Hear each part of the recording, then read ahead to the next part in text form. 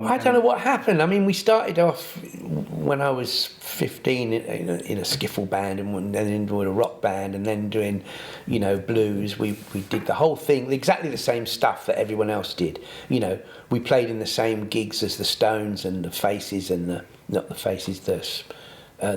English Birds that Ronnie Wood's band was in, and various bands like that, John Mayall and all that. We all played in the same kind of gigs,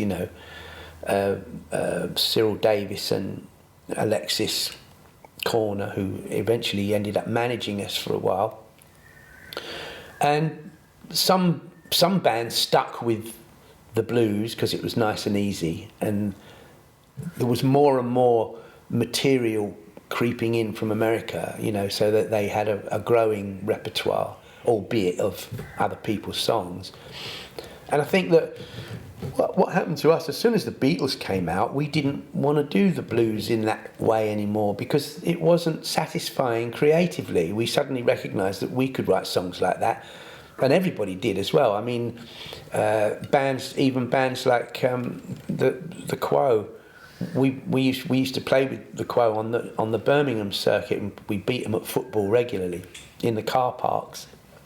And that, I mean, as soon as the Beatles came out with anything that would now be called psychedelia, I suppose kind of from Rubber Soul onwards, really, Revolver and that, the Quo went and did pictures of Matchstick Men and stuff like that, and that's when we started writing slightly more psychedelic stuff.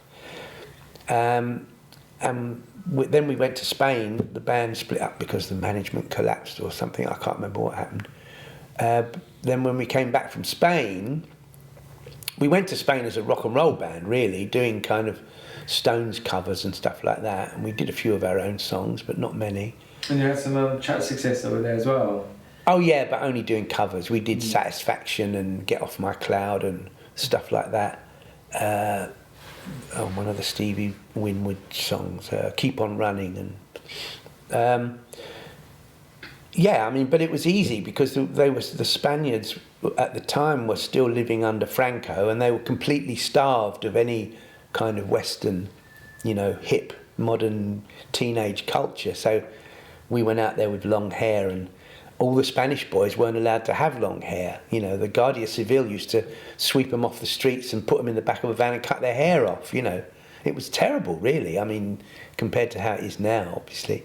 Yeah, it must have been a huge attraction that was there. Well, God, yeah, it was amazing. Yeah, it was our little bit of Beatlemania, Tomcat mania, I suppose, in a very small way. It was great, lovely. But then when we came back, we wanted to carry on being our creative selves, so the July came out of that. But we didn't see it at that time as being kind of psychedelic. So psychedelic to us was the kind of what the Floyd started to do, and a couple of other bands like that. I can't remember the names of it. Amon Dul.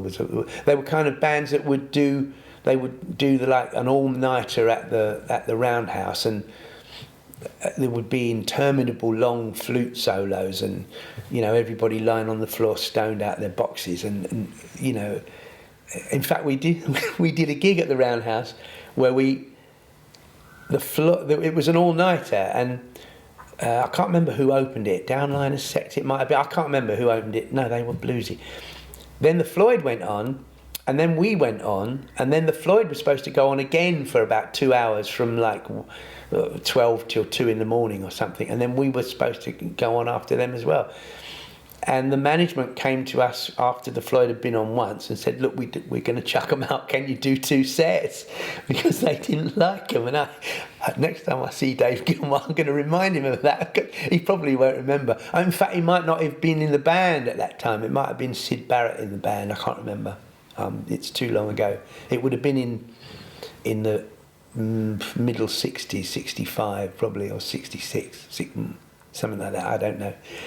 But, psychedelic was that long, slightly jazzy, weird,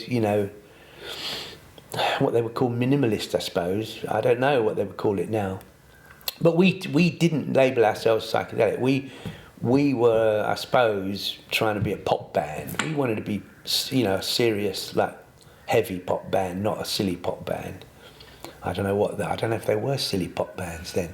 I suppose the silliest of the pop bands that had happened at the time was, and we were really pissed off with them, was when the Faces did that Lazy Sunday After. Wouldn't it be nice to get on with your neighbour?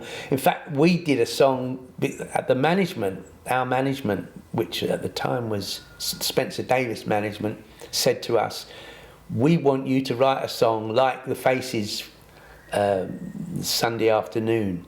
So we wrote a thing called Hello, Who's There, which was awful. I mean, we did it because we wanted to be in the charts, you know. We weren't really into psychedelia, you know, as much as we were as trying to avoid a day job. The whole thing was to avoid a day job and to get as many girls as you could. And the psychedelic bands didn't get the sort of girls we wanted. They got these dreary hippie girls with long caftans, and we wanted, you know, the sassy girls in tight skirts and high heels was what we were after, you know. Well, that's me personally. I don't know about the rest of the band. Sorry, guys, I didn't mean to speak for you there.